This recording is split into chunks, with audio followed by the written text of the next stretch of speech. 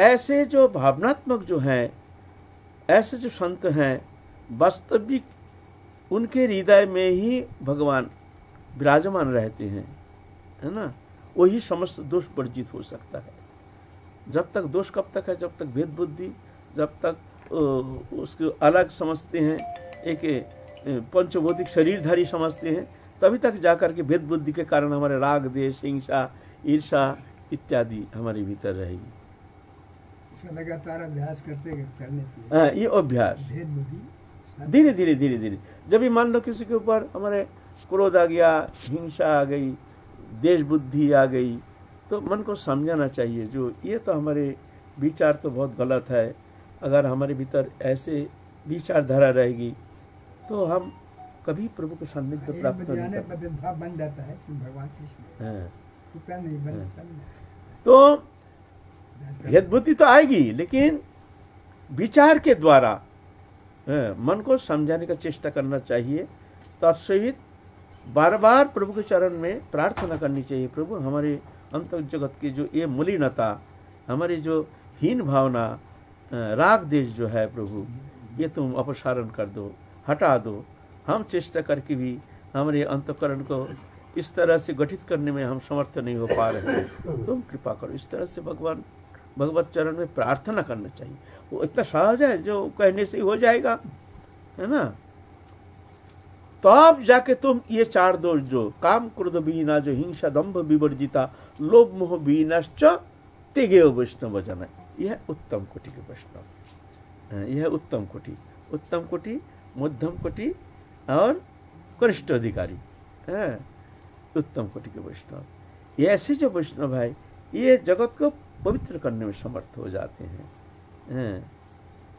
ऐसे जो वैष्णव है काम क्रोध विहीना जे हिंसा दंभ, तभी हो सकता है जब सब में हम प्रभु देखेंगे, सबके अंदर हमारे प्रभु विराजमान है, प्रभु का ही सत्ता है, तो हम किसको द्वेष करेंगे, किसको क्रोध करेंगे, किसको ईर्ष्या करेंगे, किसका अमंगल चिंता करेंगे। ये अज्ञानता विशेष है।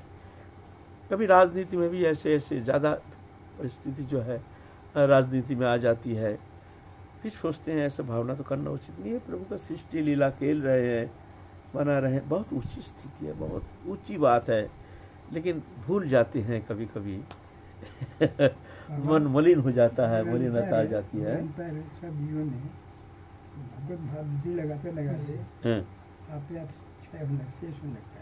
आप ऑटोमेटिकली जब ऐसे मन को समझाना चाहिए, जो हमारे ये जो हम इसके प्रति ईर्ष्या कर रहे हैं, इसके प्रति हीन भावना आरोप कर रहे हैं, इसके प्रति क्रोध कर रहे हैं, इसका अमंगल चिंता कर, ये भेद भावना है। वास्तव में उसका तो कोई दोष है नहीं, वो तो सर्वथा निर्दोष है। प्रकृति से तदात्मता के कारण, अविद्या प्रकृति माया से तदात्मता के कारण ये गुण जो अवगुण जो है ये माया से उद्भूत हुआ है, जिस कारण हम उसका दोष देखते हैं। वास्तव में आत्मा जो है, भगवत अंश जो जीव चैतन्य सत्ता है, वो सर्वथा निर्दोष है।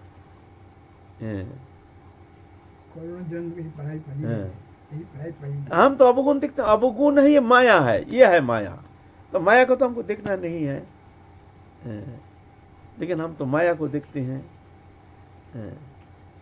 तभी जाकर के वो सर्वथा निर्दोष हो सकता है। नहीं तो ये दोष गुण हिंसा काम क्रोध लोभ लालसा ईर्ष्या देश से मुक्त होना संभव नहीं है।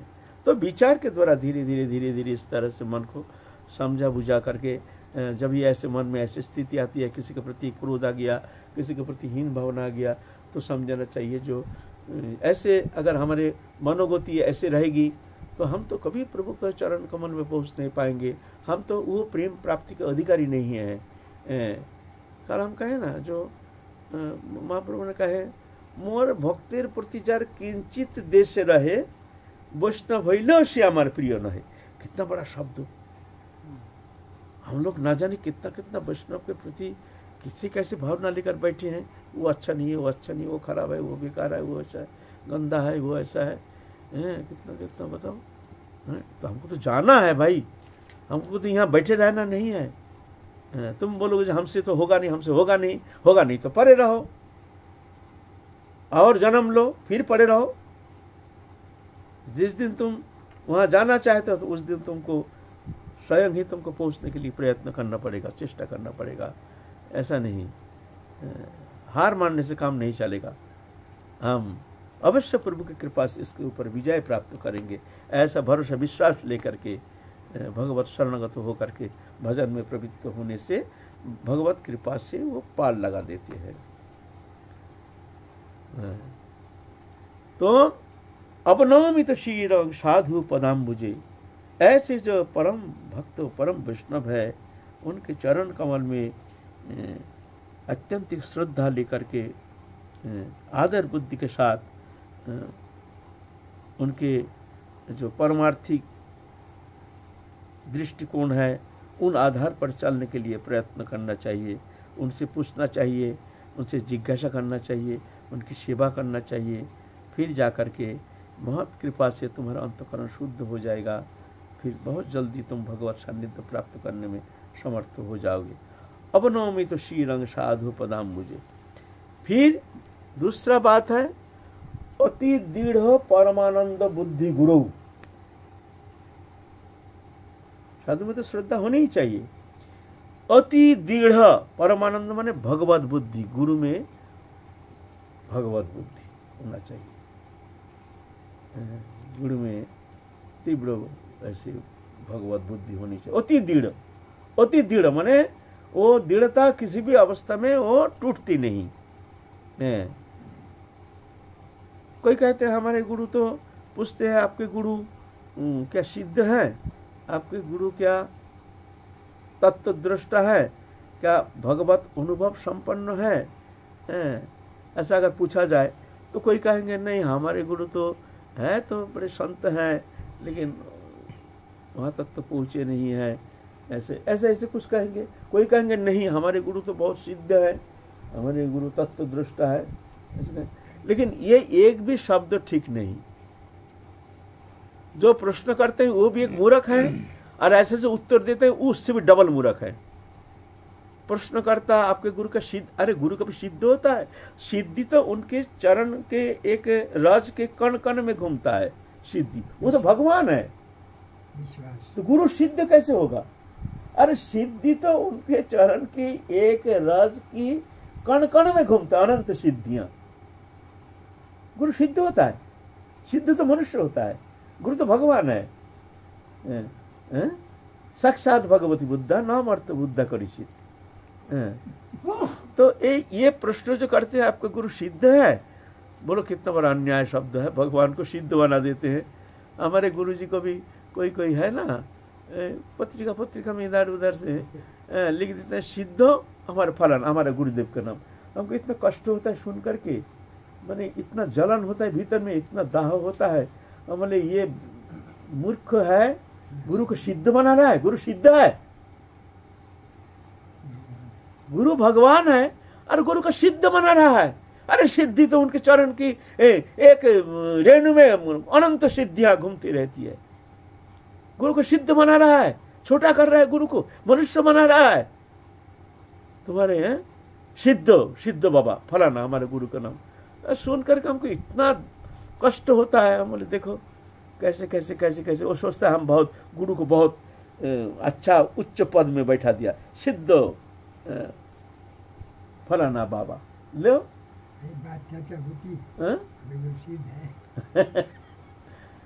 और उत्तर जो देते हैं नहीं हमारा गुरु सिद्ध है, हमारा गुरु भी बहुत पहुंचे हुए है, वो भी एक महान मूर्ख, उससे भी ज्यादा मूर्ख है।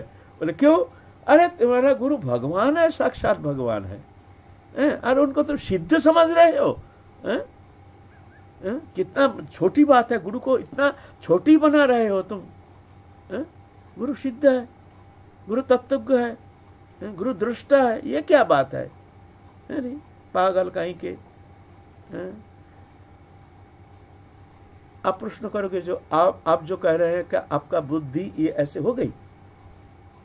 अगर आप हमको प्रश्न करोगे जो आप तो कह रहे हैं क्या आपकी बुद्धि ऐसे हो गई, तो भाई हम बेशरम निर्लज्ज हो करके हम कहेंगे भाई हमारी बुद्धि तो वहां तक हुई नहीं, लेकिन जो सत्य है मैं उसको सत्य को कह रहा हूं। ये शास्त्र कहते हैं, ये महत कहते हैं ये समस्त सनातन धर्म कहती है, हम वो शब्द कह रहे हैं। ये हमारा बनावटी शब्द कहने से चलेगा नहीं, हमारा पहुँच है कि नहीं, इससे तो इसका तो मतलब नहीं है। हम जो सत्य शब्द है वो सत्य शब्द कह रहे हैं। अगर हम में ये कमी है तो कमी है न? लेकिन कहेंगे तो सत्य शब्द ना, हमको सत्य कहना पड़ेगा। यहाँ बैठ करके हम ऐसा मनोतुष्टि के लिए हमको शब्द कहने से काम नहीं चलेगा। ये शब्द बहुत दूर जाता है, शब्द का तरंग, ये सत्य है।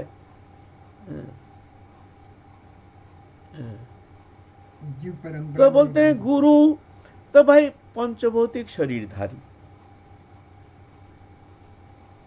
तो वो मान लो हम जब दीक्षा नहीं लिए हैं, हम दीक्षा लिए नहीं, मान लीजिए हम आपको गुरु वरण करेंगे, हम तो दीक्षा लिए नहीं।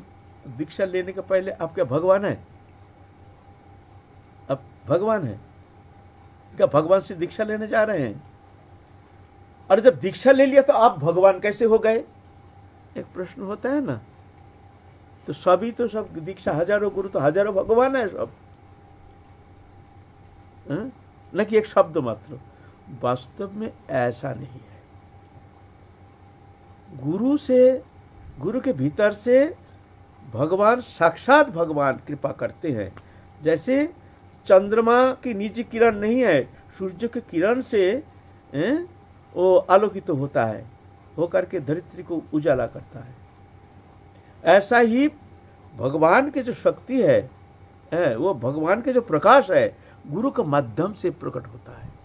गुरु के माध्यम से गुरु कृपा करते हैं तो मान लो साक्षात भगवान तुमको कृपा कर रहे हैं। गुरु आशीर्वाद किया है, मान लो साक्षात भगवान तुमको आशीर्वाद कर रहे हैं।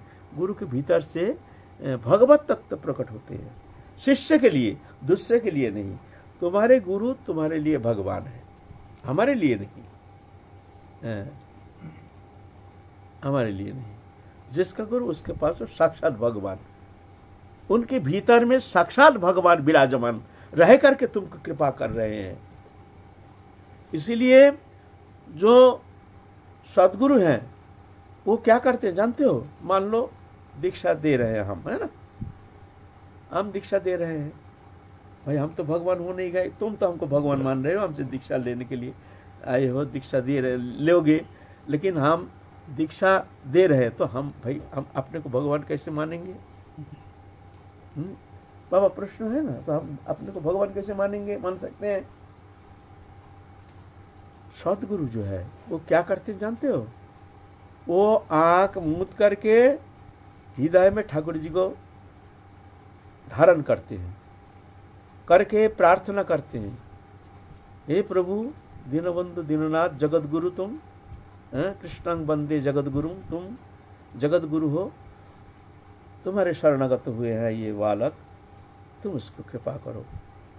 हमारे माध्यम से, हमारे द्वारा जो भी कर्म अनुष्ठान हो रहा है, तुम इसको पूर्ण रूप में कृपा करो, इसको तुम स्वीकार करो। इस तरह से गुरु देखते हैं हम एक प्रतिनिधि मात्र हैं, और जो कृपा कर रहे हैं वो भगवान कर रहे हैं, भगवान कर रहे हैं। वो ये नहीं सोचते हम कर रहे हैं, जो मंत्र दे रहे हैं, कृपा भी कर रहे हैं, मस्तक में हस्त धारण भी कर रहे हैं, आशीर्वाद भी कर रहे हैं, लेकिन जानते हैं ये हम नहीं कर रहे हैं। हमारे भीतर साक्षात भगवान, साक्षात पूर्ण ब्रह्म सनातन गुरु रूप में इनको कृपा कर रहे हैं। और शिष्य जब प्रणाम करते हैं वो मन ही मन में गुरुदेव भी प्रणाम करते हैं, उसके अंदर भी प्रभु है। हे प्रभु तुम इसको कृपा करो, हे प्रभु। तो गुरु कभी अपने को भगवान नहीं मानते हैं, लेकिन शिष्य गुरु को भगवान मानेंगे, क्योंकि जो शक्ति है, जो कृपा शक्ति, वो भगवत शक्ति है, भगवान ही हमको कृपा कर रहे हैं। साधक जब दीक्षा ग्रहण करते हैं, मंत्र ग्रहण करते हैं, मंत्र ग्रहण करने का बाद समस्त शास्त्रों, समस्त मुनि ऋषि आदि, समस्त आचार्य, ये सब आते हैं, सब उसको कृपा करने के लिए, उनको कृपा करने के लिए आते हैं। जो ये अब भगवत शरण में शरणागत होकर के आप संसार चक्र से मुक्त होने के लिए आप मंत्र ग्रहण किए हैं, आप सब कृपा करो। आते हैं सब, लेकिन देखते हैं गुरु की तरफ। गुरु क्या कहते हैं? गुरु अप्रसन्न है तो वो शक्ति सब लौट के चले जाती है। चलो अभी भजन करो। जिस दिन गुरु प्रसन्न हो जाएंगे उस दिन फिर आएंगे कृपा करने के लिए। गुरु अप्रसन्न, और देखते हैं गुरु प्रसन्न है, खूब प्रसन्न है, तो तुमको चाहने की मांगने की आवश्यकता नहीं है। शास्त्रों कृपा करके चले जाते हैं, आचार्यों की कृपा करके चले जाते हैं, समस्त मुनि ऋषि कृपा करके चले जाते हैं। एकमात्र गुरुनिष्ठ, गुरु भक्ति, गुरु प्रसन्न है। तो जन तन प्रकार तुम गुरु को प्रसन्न करो।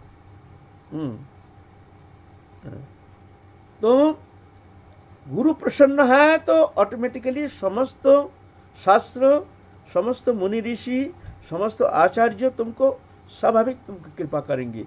कृपा मांगने के लिए तुमको प्रार्थना करने की आवश्यकता है नहीं। जो हमको कृपा करो, हमको कृपा करो, ऑटोमेटिक कृपा हो जाएगी। यह है गुरु तत्व।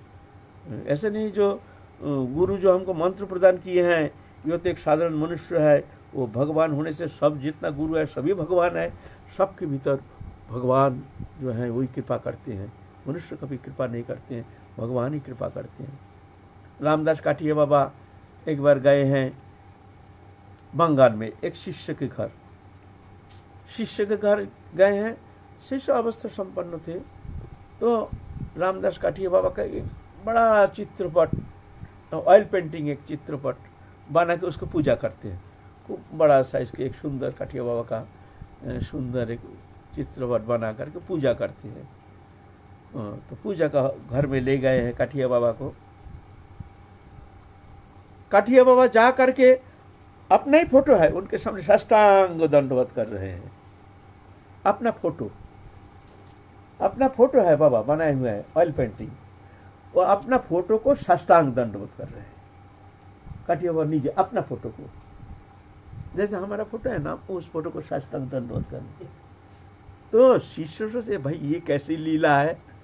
गुरु साक्षात विद्यमान है और चित्रपट को, उनका ही चित्रपट देख करके वो प्रणाम कर रहे हैं, क्या बात है? तो प्रणाम करके उठने मत कहते हैं, बाबा ये हमको समझ में नहीं आया है, ये आप क्या लीला करते हैं? ये तो आपकी चित्रपट है, तो आप इनको कैसे आप प्रणाम कर, अपने चित्रपट को आप प्रणाम क्यों कर रहे हैं?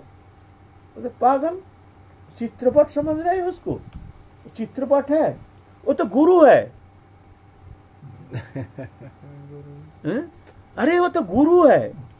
गुरु माने सबका गुरु, हमारा भी गुरु है। चित्रपट, लेकिन गुरु रूप में तुम पूजा करते हो ना, वो गुरु है। तो गुरु को हम भी प्रणाम करते हैं। ये भाव है ना। तो ये बात सत्य है, गुरु का अंदर से समस्त तत्व प्रकट होता है, प्रकाशित होता है। ये एक सामर्थ्यवान गुरु, सामर्थ्यवान हो या असामर्थ्य हो, एक शिष्य के लिए तो वो साक्षात भगवान है, और एक शिष्य के लिए निम्न एक साधक रूप में भावना से, तो उनकी भावना अनुरूप ही उसको तारतम्य करके ही उसको कृपा मिलेगी।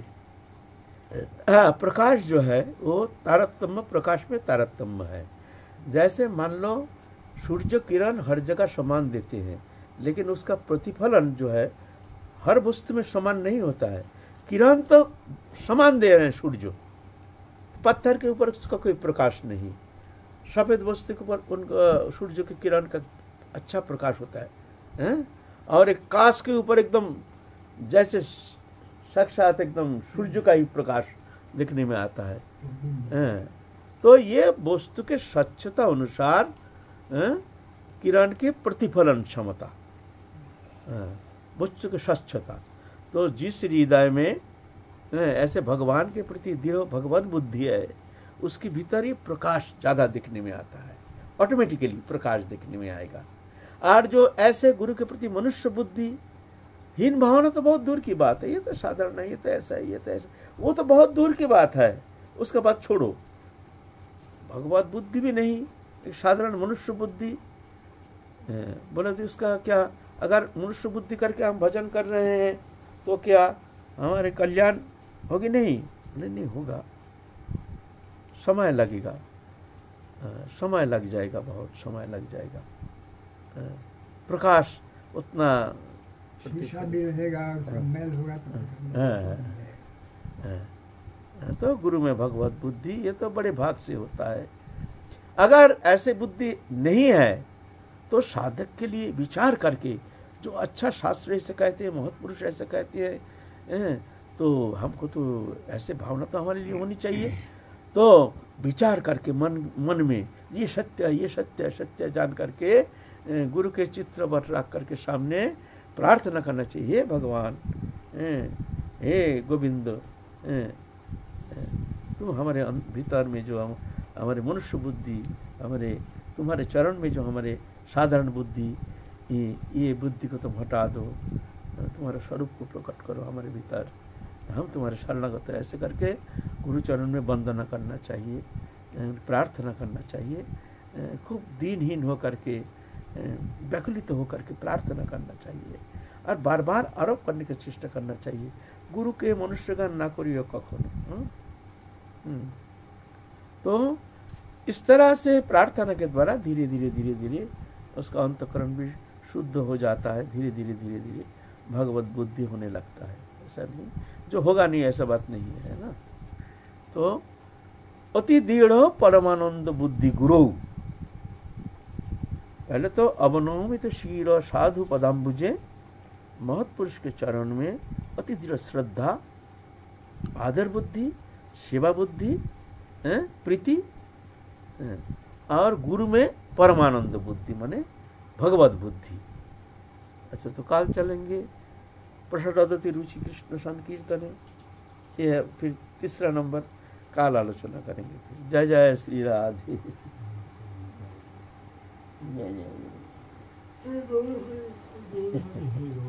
बहुत कठिन चैप्टर, बोलने में किसी का हो जाता है।